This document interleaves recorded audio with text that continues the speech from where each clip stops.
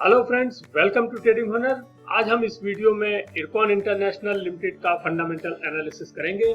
ये एनालिसिस हम FY20 का करेंगे, यानी जो साल मार्च 2020 में खत्म हुआ है हम उसका एनालिसिस यहाँ पर करने जा रहे हैं। ये पूरे एक साल का एनालिसिस होगा और इसलिए हम पाइथ्रोस्की स्कोर की मदद लेंगे। पाइथ्रोस्की स्कोर प्रोफेसर जोसेफ पाइथ्रोस्की, जो कि अकाउंटिंग के प्रोफेसर थे स्टैनफोर्ड यूनिवर्सिटी में, उन्होंने स्कूल की शुरुआत की और आज दुनिया के ज्यादातर फंडामेंटल एनालिस्ट इस स्कूल का यूज करते हैं। इसमें 9 क्राइटेरिया होते हैं और कंपनी को फुलफिल करने के लिए उन्हें पॉइंट्स मिलते हैं। इस प्रकार से कोई भी कंपनी मैक्सिमम 9 पॉइंट्स अचीव कर सकती है। हालांकि यदि कोई कंपनी 7, 8 या 9 का स्कोर अचीव करती है तो हम उसको कैटेगराइजेशन के हिसाब से एक स्ट्रॉन्ग फंडामेंटल कंपनी कहते हैं। वहीं जो कंपनी 4, 5 या 6 का स्कोर अचीव करती हैं वो कंपनी एवरेज फंडामेंटल वाली कंपनियां कहलाती हैं। और जो कंपनी 0, 1, 2 या 3 का स्कोर अचीव करती हैं फ्रेंड्स, वो वीक फंडामेंटल वाली कंपनीज होती हैं और हमें उनमें इन्वेस्टमेंट करने से बचना चाहिए। तो ये एनालिसिस को हम लेंगे 3 राउंड्स में, जैसा कि आप अपनी स्क्रीन पर देख रहे हैं। हमारा पहला राउंड होगा प्रॉफिटेबिलिटी का, जिसमें 4 क्राइटेरिया होंगे। दूसरा राउंड होगा लीवरेज का, जिसमें 3 क्राइटेरिया होंगे। और तीसरा राउंड होगा ऑपरेशनल एफिशिएंसी का, जिसमें 2 क्राइटेरिया होंगे। और इन सभी राउंड के बाद में, तीनों राउंड के बाद में हम देखेंगे कंपनी के ग्रे एरियाज के बारे में। जैसा कि आप यहाँ पर देख रहे हैं, ये हमने एक स्पेशल सेक्शन ऐड किया है अपने वीडियो में और इसमें हम कंपनी के उन कमियों के बारे में बताएंगे जिसकी वजह से कंपनी ने कोई पॉइंट लूज किए होंगे। तो ये सब हम देखेंगे अपने ग्रे एरियाज में, इसलिए इस वीडियो को आप अंत तक देखिएगा। और अभी जो आप अपनी स्क्रीन पर देख रहे हैं ये हमारा डिस्क्लेमर है और ये हमारी वेबसाइट www.tradinghunar.com पर भी उपलब्ध है। तो आइए शुरू करते हैं इस वीडियो को और हम चलते हैं अपने पहले राउंड में। हमारा पहला राउंड है प्रॉफिटेबिलिटी का राउंड। इसमें है 4 क्राइटेरिया। आइए देखते हैं वो कौन कौन से क्राइटेरिया हैं और कंपनी किस तरह से परफॉर्म करती है। तो यहाँ पर जैसा कि आप देख रहे हैं ये 4 क्राइटेरिया हैं। हम इनमें सबसे पहले क्राइटेरिया की बात करते हैं जो है पॉजिटिव नेट इनकम। फ्रेंड्स, हमें ये देखना है कि करंट ईयर में कंपनी की जो नेट इनकम है वो पॉजिटिव होनी चाहिए।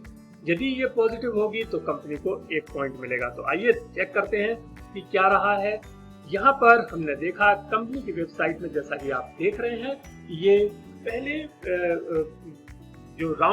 पहले जो आपको कॉलम में दिखाई दे रहा है ये नेट प्रॉफिट है कंपनी का 2020 का और ये है 454.87, यानी कंपनी ने एक पॉजिटिव नेट इनकम जनरेट की है मार्च 2020 में। तो यहाँ पर हम कंपनी को 1 पॉइंट देते हैं क्योंकि यही एक क्राइटेरिया का कंडीशन थी। तो हम इसको 1 पॉइंट देते हैं और आगे चलते हैं अपने दूसरे क्राइटेरिया में। हमारा दूसरा क्राइटेरिया है पॉजिटिव रिटर्न ऑन एसेट, यानी हमें ये चेक करना है कि कंपनी का जो रिटर्न ऑन एसेट है करंट ईयर में पॉजिटिव है या नहीं है। हमें अमाउंट से कोई मतलब नहीं है, हमें परसेंटेज से कोई मतलब नहीं है। तो यहाँ पर हम चेक करते हैं और हमने देखा, जैसा कि आप पहले कॉलम में देख रहे हैं, मार्च 2020 का स्कोर आ रहा है इसका रिटर्न ऑन एसेट का 3.76%। तो ये भी एक पॉजिटिव फिगर है और यहाँ पर हम कंपनी को 1 और पॉइंट देंगे। तो हमने कंपनी को 1 पॉइंट और दिया और चलते हैं अपने तीसरे क्राइटेरिया की ओर। तीसरा क्राइटेरिया है पॉजिटिव ऑपरेटिंग कैश फ्लो का।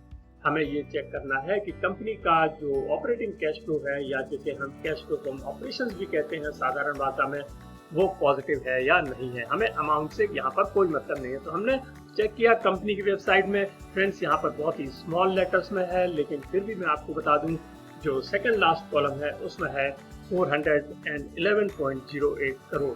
तो ये एक पॉजिटिव फिगर है और यहाँ पर हम कंपनी को 1 और पॉइंट देते हैं। तो अब तक हमने देखा कि कंपनी ने 3 क्राइटेरिया में से 3 पॉइंट्स हासिल किए हैं और हम आते हैं अपने चौथे क्राइटेरिया में। हमारा जो चौथा क्राइटेरिया है वो है cash flow from operations should be greater than net income. Friends, ये थोड़ा सा ट्रिकी है और यहाँ पर हमें जो क्राइटेरिया नंबर 3 में हमने देखा था कैश फ्लो फ्रॉम ऑपरेशंस, वो हमारे फर्स्ट क्राइटेरिया वाले पॉजिटिव नेट इनकम से ज्यादा होना चाहिए और यदि ऐसा होगा तभी कंपनी को 1 पॉइंट मिलेगा। तो हम चेक करते हैं और जैसा कि अभी हमने देखा था कि कंपनी का जो कैश फ्रॉम ऑपरेशंस है वो 411.08 है, जबकि इसकी जो नेट इनकम है वो 454.87 है, यानी ये ज्यादा है कैश फ्लो फ्रॉम ऑपरेशन से। और इसलिए ये कंडीशन को ये कंपनी फुलफिल नहीं करती है, क्योंकि यहाँ पर कैश फ्लो फ्रॉम ऑपरेशंस ज़्यादा होना चाहिए था नेट इनकम से। मैं आपको यहाँ पर दोबारा से फिगर दिखा रहा हूँ, ये देखिए आप कैश फ्लो फ्रॉम ऑपरेशंस 411.08, जबकि जो इसकी नेट इनकम है वो है 454.87। तो यहाँ पर कंपनी ने इस कंडीशन को फुलफिल नहीं किया है और हम कंपनी को देते हैं 0 पॉइंट्स। इस प्रकार से प्रॉफिटेबिलिटी में कंपनी को मिलते हैं 3 पॉइंट्स और हमारा पहला राउंड खत्म हुआ। पहले राउंड में कंपनी को मिलते हैं 3 पॉइंट्स और कंपनी का स्कोर हो जाता है 3। और अब हम चलते हैं अपने दूसरे राउंड में। दूसरा राउंड है हमारा लीवरेज और लिक्विडिटी का राउंड। इसमें 3 क्राइटेरिया होंगे। आइए चेक करते हैं कंपनी कैसे परफॉर्म करती है। यहाँ पर जो सबसे पहला क्राइटेरिया है वो है lower ratio of long term डेब्ट इन करंट ईयर।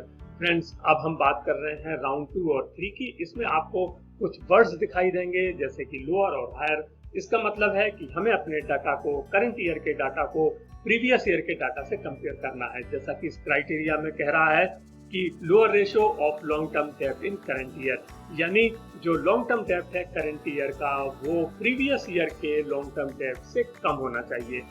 लॉन्ग टर्म डेब्ट का मतलब सीधा सीधा होता है कंपनी के लीवरेज से।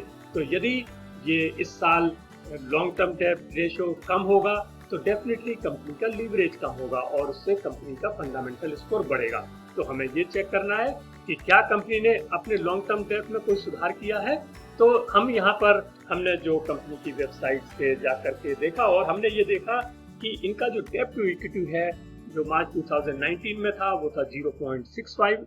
आप देख रहे हैं मार्च 2019 के कॉलम में, जबकि ये कम होकर के मार्च 2020 में हो गया है 0.44। तो आप कह सकते हैं कि कंपनी ने अपनी लीवरेज पोजीशन में सुधार किया है और इसलिए यहाँ पर कंपनी ने इस कंडीशन को फुलफिल किया है और हम कंपनी को यहाँ पर देते हैं 1 पॉइंट। और हम आगे चलते हैं अपने दूसरे क्राइटेरिया में। हमारा दूसरा क्राइटेरिया है higher current ratio in current year. हमें ये चेक करना है कि कंपनी का जो करंट रेशियो है करंट ईयर में वो पिछले साल की अपेक्षा बड़ा है या नहीं है, हायर है या नहीं है। तो फ्रेंड्स, करंट रेशियो का मतलब होता है कि कंपनी की लिक्विडिटी। तो हमें यहाँ पर बेसिकली कंपनी की लिक्विडिटी चेक करनी है और ये देखना है कि कंपनी की लिक्विडिटी में कोई इम्प्रूवमेंट हुआ है या नहीं है, और यदि हुआ होगा तो कंपनी को 1 पॉइंट मिलेगा। तो इसके लिए हम करंट रेशियो चेक करते हैं और हमने लास्ट ईयर का जो करंट रेशियो है वो हमने देखा वो था 1.32, जबकि मार्च 2020 में ये कम हो गया है और ये हो गया है 1.23। तो फ्रेंड्स, हम कह सकते हैं कि कंपनी ने अपनी लिक्विडिटी में कोई सुधार नहीं किया, इसलिए हम कहेंगे कि कंपनी ने इस कंडीशन को फुलफिल नहीं किया है और इसलिए कंपनी को मिलता है 0 पॉइंट। और हम आगे चलते हैं और देखते हैं अपना तीसरा क्राइटेरिया जो है lack of share dilution. Friends, share dilution का मतलब है कि कंपनी ने यदि कोई नए इक्विटी इश्यू रिलीज किया है और उसका कोई पैसा आया है तो हम कहेंगे कि कंपनी ने अपने इक्विटी को डाइल्यूट किया है और ऐसी कंडीशन में कंपनी को कोई पॉइंट नहीं मिलेगा। तो हम चेक करते हैं कि क्या हुआ है। तो हमने यहाँ पर देखा कि कंपनी की वेबसाइट से जाकर के हमने cash flow from financing activities देखा और हमने यहाँ पर चेक किया और हमने देखा कि किसी भी तरह का कोई फ्रेश इशू नहीं आया है, कोई इक्विटी से पैसा नहीं आया है। तो इस कंडीशन में हम कहेंगे कि कंपनी ने अपनी इक्विटीज को डाइल्यूट नहीं किया है और हम कंपनी को देंगे 1 पॉइंट, क्योंकि ये कंडीशन फुलफिल हो रही है। तो इस प्रकार से लीवरेज में कंपनी को मिलते हैं 3 में से 2 पॉइंट और हमारा जो दूसरा राउंड है वो खत्म हुआ। दूसरे राउंड में कंपनी को मिलते हैं 2 पॉइंट्स और कंपनी का स्कोर हो जाता है 5। तो आपने देखा अब तक हमारे 7 क्राइटेरिया कंप्लीट हो चुके हैं, 7 में से 5 पॉइंट्स कंपनी को मिल चुके हैं। एक अच्छा परफॉर्मेंस अभी तक कंपनी ने किया है और अभी कंपनी के पास एक राउंड और है जो कि है ऑपरेशनल एफिशिएंसी का, जिसमें 2 क्राइटेरिया हैं। आइए देखते हैं कंपनी किस तरह से परफॉर्म करती है। तो हम यहाँ पर देख रहे हैं कि जो सबसे पहला क्राइटेरिया है वो है हायर ग्रॉस मार्जिन का। हमें ये पता करना है कि कंपनी का जो ग्रॉस मार्जिन है या जिसे हम ग्रॉस प्रॉफिट रेशियो कहते हैं वो इम्प्रूव हुआ है या नहीं है, क्योंकि इससे हमें ये पता चलेगा कि कंपनी की जो ऑपरेशनल एफिशिएंसी है उसमें पिछले साल के अपेक्षा इम्प्रूवमेंट हुआ है या नहीं, और यदि इम्प्रूवमेंट हुआ होगा तो कंपनी को 1 पॉइंट मिलेगा। तो हम दोनों साल के डाटा को कंपेयर करते हैं और हमने देखा मार्च 2019 में कंपनी का जो ग्रॉस प्रॉफिट मार्जिन था या ग्रॉस प्रॉफिट रेशियो जिसको बोलते हैं हम, वो था 13.93%, जो कि बढ़ करके बहुत थोड़ा सा बढ़ा है, लेकिन फिर भी ये बढ़ा है और ये हो गया है 13.95। तो हम कहेंगे कि कंपनी ने अपने ऑपरेशनल एफिशिएंसी को इंक्रीज किया है, ग्रॉस प्रॉफिट मार्जिन को इंक्रीज किया है और इस कंडीशन को फुलफिल किया है और इसलिए कंपनी को यहाँ पे मिलता है 1 पॉइंट।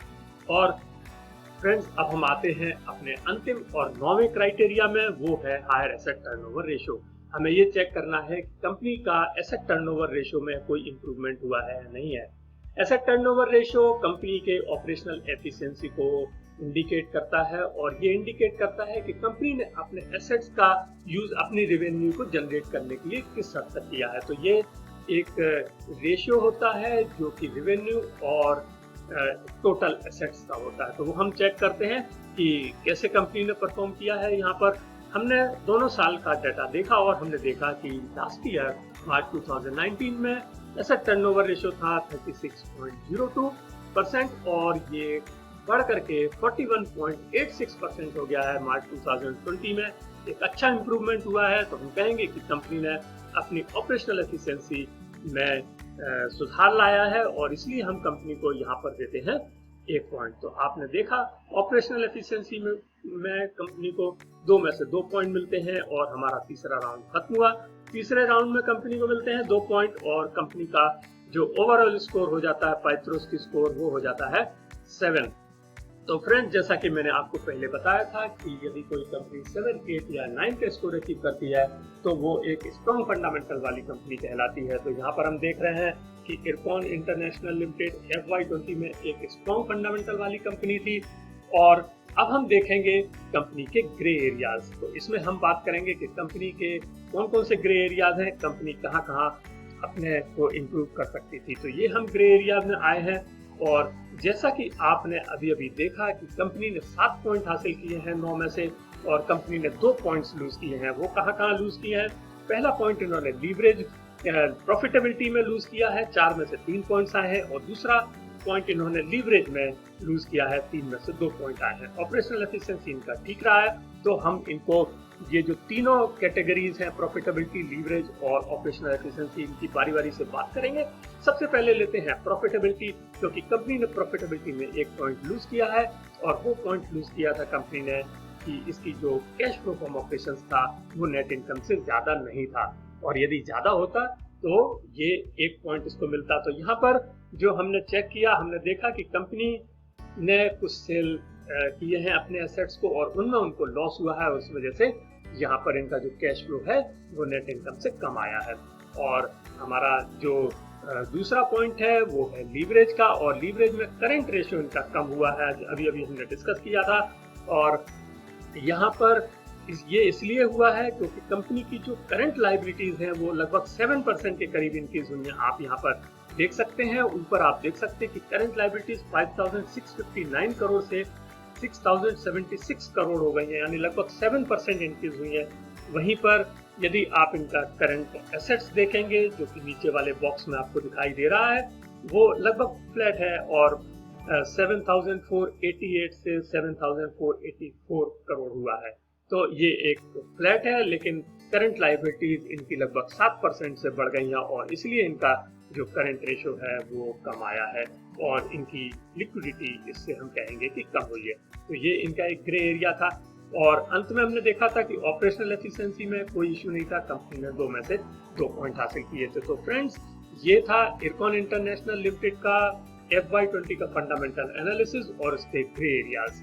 आपको ये वीडियो कैसा लगा? यदि आपको वीडियो अच्छा लगा हो तो प्लीज लाइक कीजिएगा और शेयर कीजिए, और यदि आपने अब तक हमारे चैनल को सब्सक्राइब नहीं किया है तो प्लीज हमारे चैनल को सब्सक्राइब कीजिएगा और बेल आइकन को प्रेस कीजिए। और आप कमेंट बॉक्स में लिखिए कि आपको ये वीडियो कैसा लगा, आप और किस कंपनी के बारे में इस तरह का वीडियो चाहते हैं। आप अपनी पसंद लिखिए, हम वो वीडियो आपको बनाकर के अपने YouTube चैनल पर अपलोड करेंगे। तो फ्रेंड्स, आपने जो वीडियो को देखने के लिए समय दिया है उसके लिए बहुत बहुत धन्यवाद।